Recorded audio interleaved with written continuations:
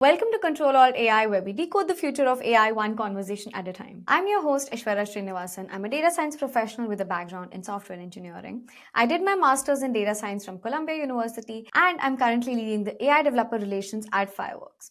I worked at companies like Google, Microsoft, and IBM as a data scientist, and I absolutely love sharing practical AI insights with my 500,000 followers on LinkedIn. Today, I'm super excited to welcome Don Allen, a futurist, a 3D generalist, and an ARVR creator who's been pushing boundaries of storytelling, creativity, and AI. He was formerly at DreamWorks Animation, and he now helps people and brands make sense of metaverse, generative AI, and the next evolution of human expression through immersive media. In this episode, we'll explore the intersection of spatial computing and generative AI and what it means to be a creator in this new era. There's a ton of cool things that Don is going to share with you, so stay tuned till the end. We also have a lightning round with Don, so he's going to spill some beans. So let's get started. Don, I'm super excited to have you on my podcast, and I have to say you're by far one of the most cool, exciting professionals who has come on my podcast, who's coming from a very, very interesting background. You have an amazing personality.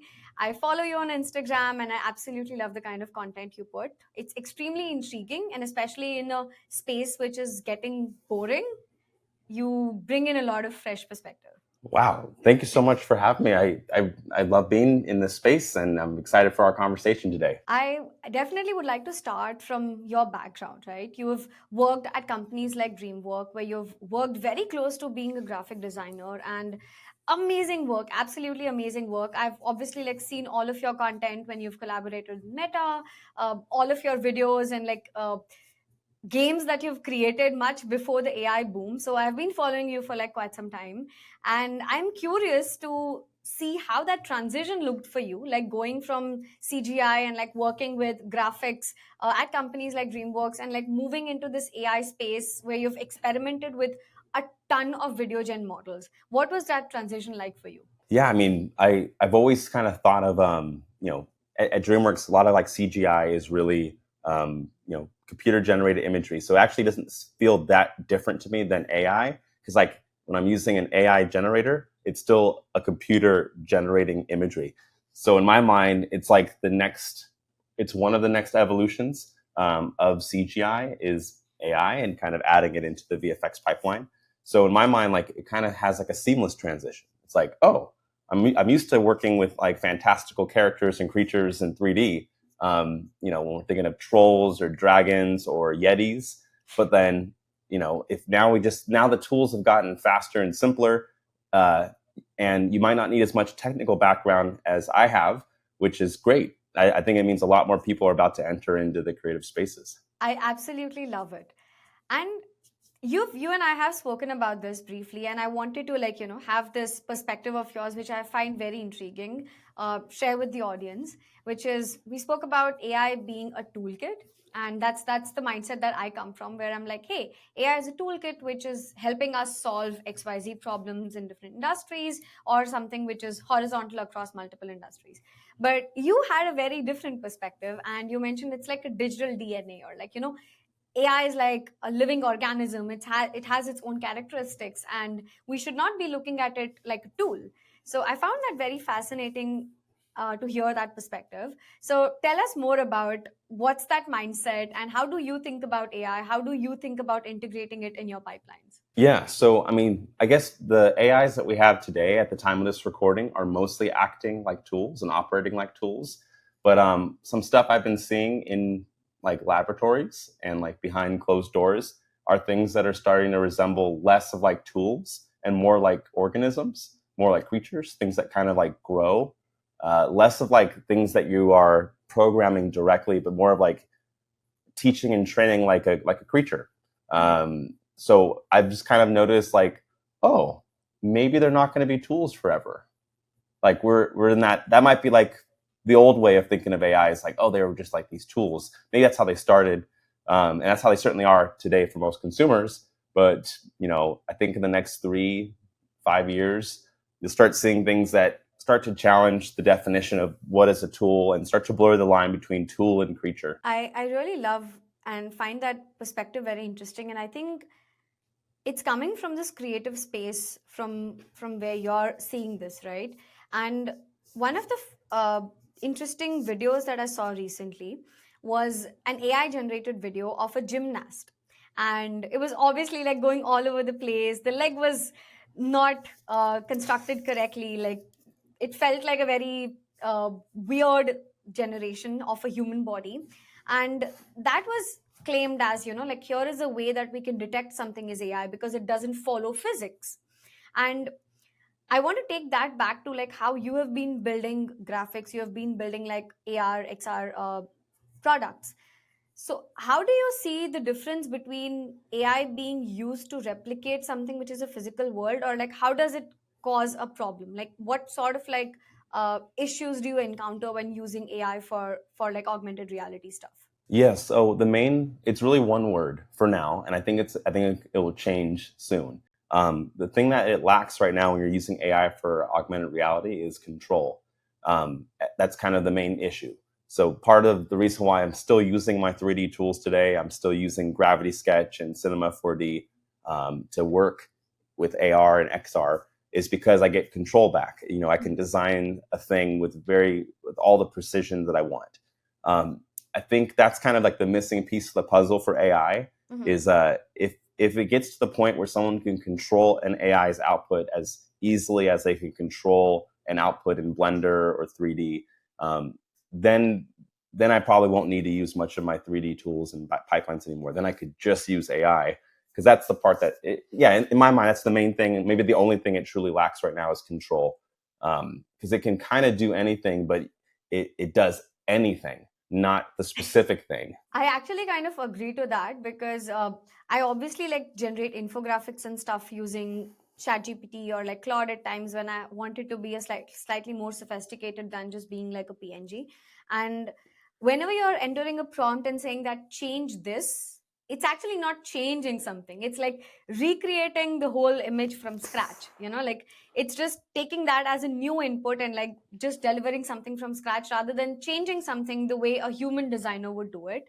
And I'm curious, like what are the tools that you typically use in order to like build the sort of text, like the tech stack that you have to build visuals like animations and stuff which people might not be knowing of typically? Yeah, so I use a lot of different tools. So for like per day. So I guess it depends on the need.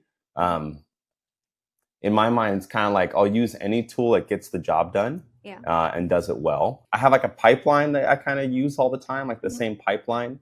I usually start in like an Apple ecosystem. Okay. And just because I have a lot of accessibility needs, I have like chronic nerve pain, so I have to like use voice to text. I use Super Whisper, one of the best API, one of the best tools for voice to text dictation that you can add to any computer. It runs a really nice AI model locally on your laptop, so you can speak to it at almost any speed with almost any accent in any language, and it can transcribe that like beautifully. So I start off with that, talking to a machine. Then in that conversation with an Apple system, I'm having a circular conversation with one or more AI large language models. So whether that's like Llama, Gemini, ChatGPT, Claude. And then I also have local large language models that I'll run that are offline that I run on my machine. I use Llama 3 uncensored. I use DeepSeek R1. And so I'm chatting with the machine and I'm talking to a large language model and I'm doing that circle over and over again. And then after that, I send those to my favorite creative tools. So I might be using like Adobe After Effects. I might go to to create animations and visuals. I might send stuff to the Procreate app for reference that I'll do illustrations of. Maybe I'll bring it into a 3D modeling pipeline, use ZBrush. Otherwise, I might take it to AI-generated tools like Sora or Mary or ChatGPT. And then I'm in my creative tools. So it really just depends on the output.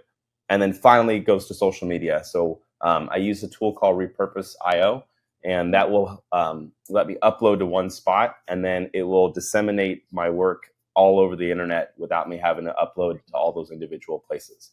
So I only Nice. have I to love focus it. on like one thing. I love it. I'm gonna link the tools that you mentioned in the video description so people can also check it out. I did see your latest live where you were sharing this on an iPad where you were using Procreate and After Effects, where you could like drag and drop between multiple tools. I thought that was very cool, and yeah, I will link that video as well if I find it. I know you did it live, but I'm not sure if there's a recording of it. I will link it here if you do have it. Okay, yeah. Yeah. Hopefully you can find it. Yeah, I found it was very cool because like you mentioned that you don't need to have like a latest version of an iPad. Any iPad would do, and that I thought was very cool. And uh, following that, like I saw that when you were doing the live session, you were creating a lot of stuff from scratch. Like you had your own ideas, you had your own sketch, you had your illustrations, and somebody who's a creative artist like yourself, how do you feel about AI generating something you from scratch? So I'll give you like a perspective that I have heard, right? I've spoken to reporters, tech reporters, who say that they deliberately don't use the AI tools because they have had a process of writing a piece of article. And once they start using an AI tool, they feel they lose that sense of their own personality of how they start crafting a blog or like a report. And even though it saves them time, they deliberately choose not to do that. And same thing I've heard from people who are coders, and they're like, hey, I like using code as a co-pilot, but then I try to push myself to not do that at times because I want myself to like go through that my own sense of like process of thinking it through. And somebody who's like you, who's like a creative person, I've been curious, like, to what level do you feel comfortable like using an AI tool to generate that initial draft for you versus like coming up with your own thoughts?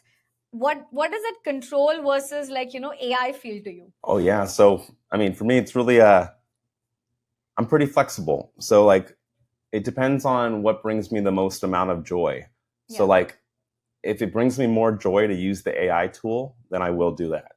But if it brings me more joy to do it myself manually, then I'll do that. I'm usually somewhere in between though. I like to use the AI tool to maybe like help me get started, but then I'll like go and fill in a lot of my own work separately, and then I'll report back to the AI, show it what I've done, and ask for it to come up with an idea based off of my work, and then have this like more of a collaborative. I kind of more collaborate with the AI systems versus just choosing on or off. Mine's very, I really have like a hybrid approach with the systems. What in your hybrid approach, what are the pieces where you feel is having that AI really saves you time? Like, I'm sure there are parts of your job which are like, this is one piece that I don't enjoy doing, but then it's part of my pipeline, so I have to do it. So, what are those pieces where you feel that I am glad there's an AI to do it? Yeah, so I built like an AI system that vets clients for me based Okay. off of my taste. I hated doing client vetting, so my AI system can now get an inputting. It can receive an email and it analyzes it and gives them a score that only I see. And if the score is above 85%, then I'll get notified on an email of their thing. So like, it's kind of weird, but like I try to look at my whole week and then whole month of like all the parts of my existence that are unfulfilling. And every one of those things that was unfulfilling, and I kind of scored it on a 0 out of 10 in fulfillment and kind of went hour by hour of like what my days and weeks look like. And so the areas that I had low fulfillment in existing, I've thrown AI at those things, like full speed ahead. AI, like those things. The things that bring me a lot of fulfillment, I've taken AI out. I said, you're not a part of this. Nice. We're like, so for me, it's really fulfillment based. So it's difficult because I'm practically a cyborg now. So it's difficult when you're like, choose one thing, because that's really not how it is in my brain. It's like, if I had the one thing is what's unfulfilling, that's kind of where I throw AI at. I absolutely love your analogy, and it reminds me of one of those articles that I read probably a couple of years ago when this artist was sharing that I don't want AI to automate my artwork. I want AI to automate my laundry so I can focus on art, not the other way around, you know? That's the right kind of like mindset to think about, like, hey, does this thing, even though it can be automated, does it give me the joy and fulfillment to do it, right? Like I absolutely love that analogy. And here is something that I have seen, right? Like, and I have been guilty about doing that myself as well. Like when ChatGPT launched their latest 4.0 model, and everybody was running crazy with like giblifying their pictures, you know. I have Yeah. probably like sent in like hundreds of pictures through that. I even like sent that prompt to my mom, and she was like giblifying some of the pictures that she had. It's beautiful that the accessibility of doing such creative stuff is there in the hands of people. For me, I didn't even know that what Ghibli Studio was. So it was a very different experience for me. But Wow. somewhere I was feeling guilty that I am using somebody's hard work, like somebody's copyright, somebody's IP, and sharing it on my social media, which I felt was not ethical, you know. Like, again, there's no laws or there's no like things around it, but then it just feels wrong. Hmm. I felt it was somewhere wrong. And I do feel that a lot in a lot of different image generation stuff that I use. And one of the, I don't want to like take the name of the company, but then there's one of the companies which posted that the way that they source images for their content generation AI toolkits is through a group of creators. And the group of creators share a certain number of pictures that they have worked on, and that Okay. gets fed in the model, and the model is trained on that data. So every time anybody uses that model to create something, and you're able to like stitch it back to which is the original image that was being pulled from, they get royalty for that, right? And it just seems very fair in the sense of like, you know, how things are working in this space.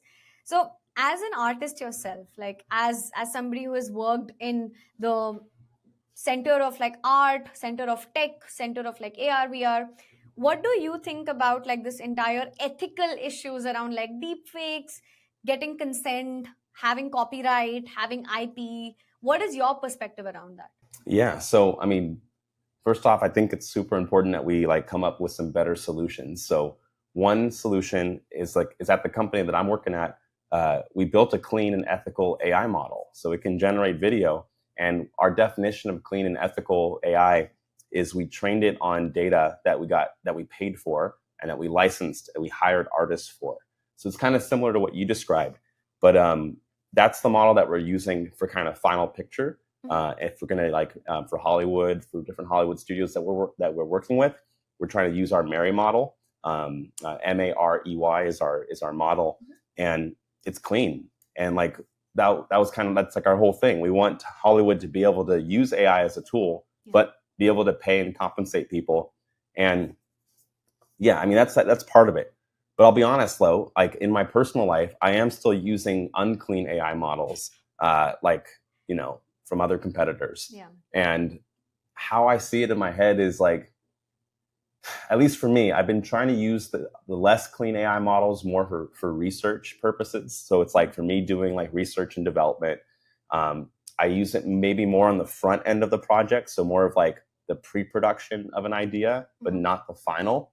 Um, but I'll be honest, like I kind of have a hybrid approach. My goal is that we can have more companies will hopefully make more AI models that are ethical and clean. And then I will over time try to replace my unethical AIs with my ethical AIs. Yeah. It's just the cost of making them is a lot more expensive, which I've learned working at a company that went and trained a video model.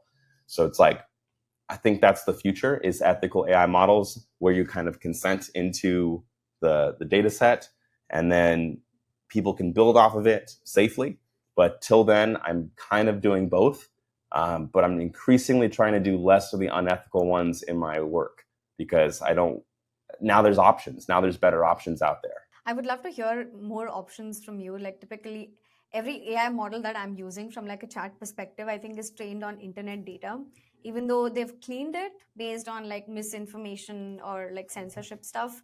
But then I still feel like it's in that unethical zone. You know what I mean? Like everything that's on the internet, you don't really get to use the IP of it. So if you do have any recommendations on like chat apps which are built more on the ethical side, I would love to learn that from you. Yeah, I mean, you can build your own data sets, but to be honest, like, I guess I feel comfortable using the unethical chat ones. I feel uncomfortable using the unethical video and image ones. Fair. Yeah, I think that's a fair point. For now. And I know that's gonna, if you clip that and I get a lot of like death threats, I'm trying to adjust. In my mind, it's like if you aren't using any of these AI tools, despite them not we haven't solved the ethical issue yet. But it's like if you say that because it's unethical, you won't even start to learn how to communicate with AIs or how to like use them in your practice, I feel like that's like professionally irresponsible. Yeah. It is a very slippery. I feel conflicted. Yeah. No, I 100% echo with you. I've been having like the same sort of dilemma that you're talking about. I want to like get your perspective on what you think about. I mean, in all reality, I don't think the question now is will AI replace certain roles. I feel, however we sugarcoat it, it is reducing the headcounts of people that any company is hiring. We have seen like a lot of entry level roles being cut down in tech industry, in like whatever industry that we're thinking about. One of a very good friend of mine working in the economics field got laid off. Columbia grad told me that his entire team was scraped because now they have a AI tool to do it. So the entire team was scraped, and it's not a question of if AI will replace the roles or not. It is happening. If you like it or not, it is happening. And somewhere I feel like there is this fear that, hey, what do I do in order to secure my job, or what do I do to like upskill and um, find a niche which protects me in this question of me versus AI? Like, will I be even needed in that particular role? I think like overall what we are seeing is, because we have AI tools to augment a lot of stuff, to have like a co-pilot for a lot of tasks. If we needed like 20 software engineers to do something, now we can do the same thing in like in a faster way with 10 software engineers. And it's the same thing with like pretty much all different roles, right? So how do you think that what should be like the right approach for people who are thinking that, hey, I am very likely to be replaced by AI because of whatsoever reasons? What would your recommendation be that, hey, these are something that you could do to like upskill yourself or like safeguard yourself? Yeah, there's three very practical skills I can suggest that will work immediately for future proofing. There are three that I recommend for anyone who's trying to stay ahead. The first one is everyone needs to turn into a shapeshifter. So like learning skills that are not in your niche is required, and getting used to like having to reinvent yourself every 2 years is probably going to be the thing moving forward. The second one is improv. Take or attend improv classes where you go to improv comedy or improv shows, or better yet, if you can afford it, pick up an improv class. It sounds weird, but the reason why is in improv, the actors are used to being presented with obstacles that were not expected, and yet they still have to go with it. You have to figure out a way around. So, to an improv artist, if you present a wall to them, they'll just invent a ladder, or they'll invent a shovel to dig underneath the wall, or they'll get a sledgehammer and they'll break through the wall, or they'll, get sticky hands, they'll climb over the wall. The kind of thinking that an improv artist has is the very thinking that future proofs and solidifies safety and security, because there's going to be a lot more changes happening. So if you have an improv mindset, you'll be like set. And then the third one is high touch, physical in-person events, services, skills, space, stuff that occupies both space and time in person are really important. So think of like a lot of like nurses in the medical field are going to be pretty safe for a long time, because their skill set has to change all the time throughout the day. it's very hard to write a program that would perfectly do what a nurse does, because it just keeps changing. They're presented with problems that aren't the same problem a moment ago. Another one is working with kids, teachers and students, caretakers, physical maintenance work, kind of like handcrafts and physical labor, in-person events, concerts, physical instruments, things that stuff that you could get dirty, like your hands could physically get dirty. Your hands might interact with things. Those are still areas that are really hard for AI to touch right now. So if you're looking for future proofing, put all of this little transcript into an AI and ask for what are the jobs that have improv, using your hands a lot, have a lot of random problems that are never the same. Those would be the safe ones. I absolutely love the improv one. I don't think I've ever heard that tip from anybody, so I absolutely love it, and I sort of realize where it connects back to what even I'm doing from like a tech perspective.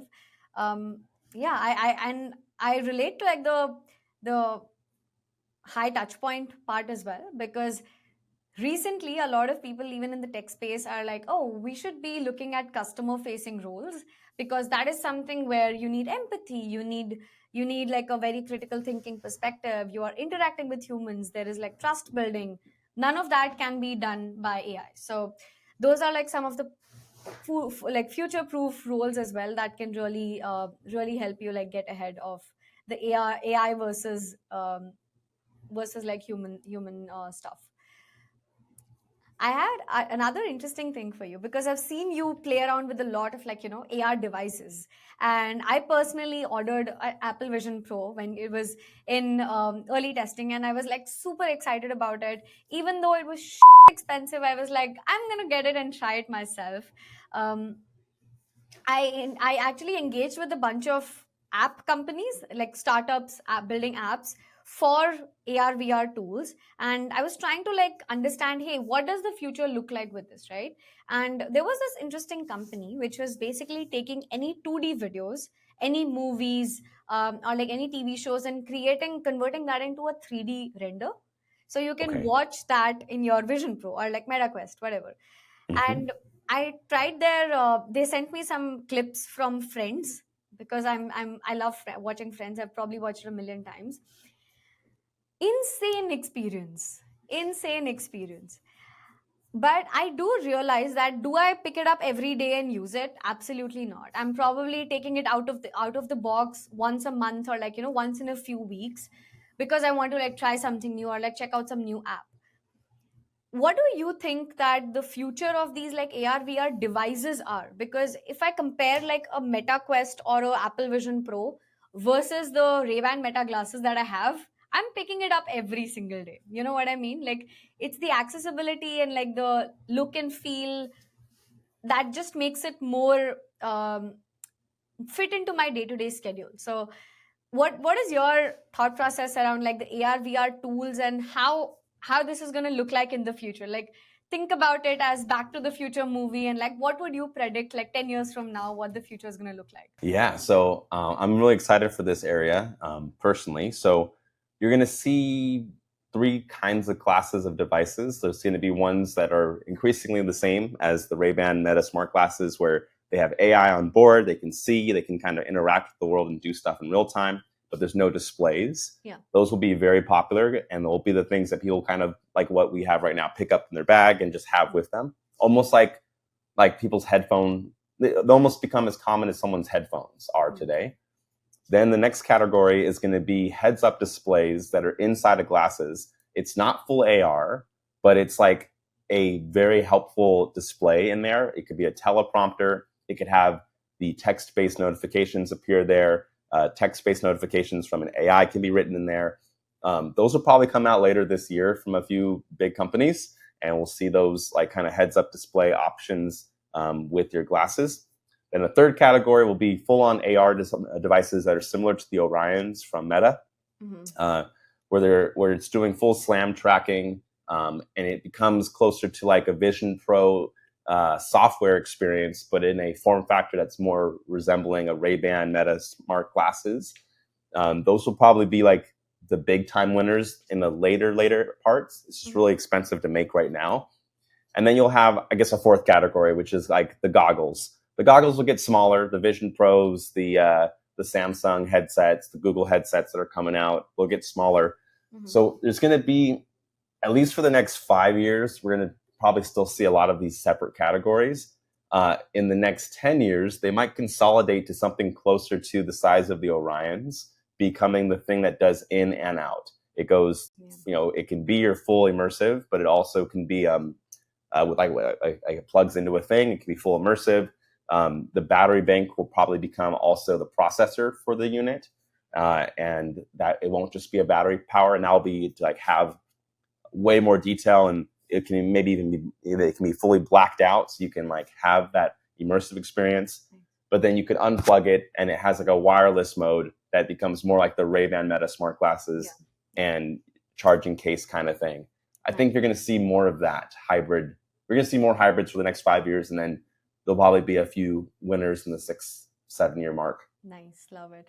I can't wait for like more Ray-Ban Meta sort of things in my life. So Don, for the last part, I have some lightning questions for you, and I want to get your perspective and get your unfiltered thoughts around these. So what is that one movie which you feel is absolutely crazy and you love watching it? Like, what's that one movie which you think is everybody who's an AI enthusiast has to watch it? I feel conflicted saying it. They should watch the movie Her. Her? I haven't watched it. Something for me as well. Okay. Love it. Okay. What's that one task which AI doesn't do right now, like at all?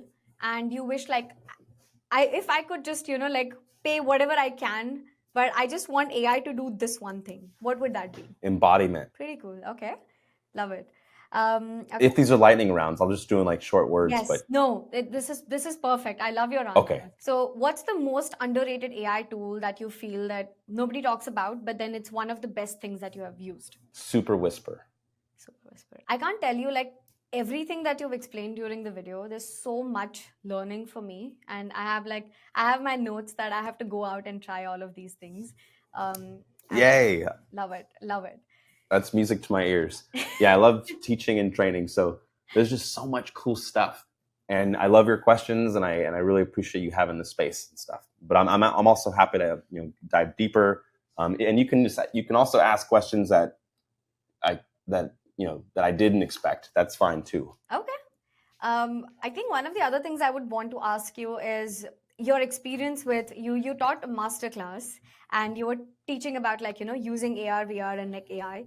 What was that experience like, and whom would you recommend that course to? So the Masterclass, that was fun. So the team at Masterclass reached out to me through Instagram, and they said they would like to have me teach a class on AI, that they wanted to touch AI and have that be a thing. And they liked what I was teaching online. So they're like, would you be interested? I said, yeah, that'd be very interesting. So the process was really cool. They first told me what they thought they wanted the class to be about. And then I saw their concept and I told them that was all wrong. And I then said, would they be open if I made a slide, a presentation of what I thought the class should be about, and I present it to them, and then have their team pick and choose which parts of that best align with their vision. And so they said, yeah, let's do that. So I made my presentation that I felt would be a very useful product and honest about how to get into creative generative AI. And it was fun because I did it with two of my other friends, Ali K. Miller and Manu Sainsley. It was the three of us. It was the first joint masterclass that Masterclass has ever done. So 3 different instructors, 1 course. And then we had Ethan Malik there to kind of like tie all of our narratives together. It was so much fun. We film in a really fancy looking set, and there's like a big blue screen. We did all of the environments were done in Unreal Engine, so that we were mostly in a blue screen set with a few front props that we had physically filmed with us. But yeah, it was really fun and very very casual too. So like they kind of went through the course, the director was sitting behind the camera, and I taught the course out loud to him. Yeah. over and over and over again, focusing on each part until he would get an answer out of me that was like clear for everybody in the room, not just like me. Yeah. And I thought that was very helpful, kind of that feedback loop. And then once I explained the thing from the class in a way that everyone understood, he would move on to the next thing. Nice. And we would do that a bunch of times until it was clear, and then move on to the next thing. And then about a couple weeks, month go by, I hear that it's done being edited, and then they release the class, and then start getting a bunch of viewership, and yeah, that was really fun. Love it. Whom would you recommend it to? Like, what do you think is like the ideal persona for people to take the class? I think it's for folks that don't know how to get into AI and like what are the capabilities out there. It's very helpful. I would say it's a broad overview, but it's concise enough that you get this. You'll get a very nice head start into like a lot of what the AI space is. Nice. Specifically the generative AI space. You'll learn great practices in business, great practices for creativity, and then great practices for ethical approaches to building AI tools. And it's like a nice deep dive. You watch the class and you're like, oh, I know what this space is. Love it. Absolutely. I'm going to add that in the description below as well, so anybody wants to check that out. Thank you. And anything else, like any last takeaways that you want to share with the audience, like your words of wisdom that you want to share? Sure thing. One thing I noticed is that I used to teach specialists at DreamWorks, so my role was a specialist trainer.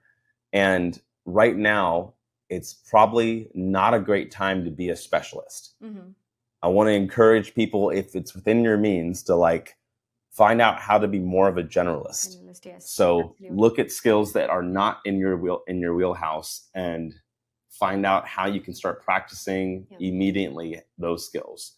Just so it creates more, it makes you more broad, and it makes your base broad, like have more points of connection. Yeah. So that if something gets swooped out from under you because something changes tomorrow, if you were a specialist that only was like on one stilt, then that's catastrophic. But if you were a generalist and had like 8 different stilts, if someone swipes out one of the stilts legs, you're not falling. Yes. So I would encourage people to get more stilts. Yes.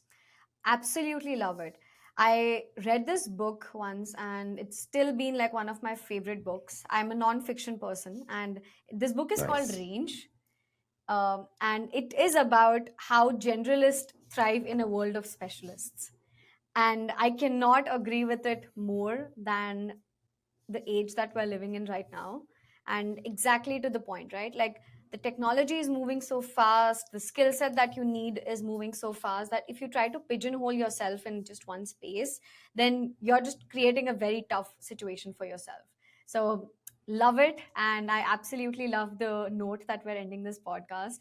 I am so very thankful to meet you, Don. Like, it's been amazing to chat with you. And as I said, like, you're one of the most fun podcast guests that I've ever had, with such a creative background. And I'm so glad that I got to talk to you. Wow. Thank you so much for this opportunity. This is such a pleasure. I'm very happy for your audience and your guests. Hopefully this was valuable, and happy to help in any way that I can. Thank you. Thanks a ton. And I can't wait to like watch more of your lives now. Oh, yay. Yeah, I'll keep doing them. Yeah, that's the plan. I get all this stuff moved out of here. Well, that's the wrap with the conversation with Don. If you've ever wondered how art, AI, and immersive tech can come together to shape the future, I hope you loved this conversation. You'll find all the resources and links that we spoke about in the description below. And if this conversation sparked your curiosity, hit that subscribe button and stick around. We have got more exciting guests coming up.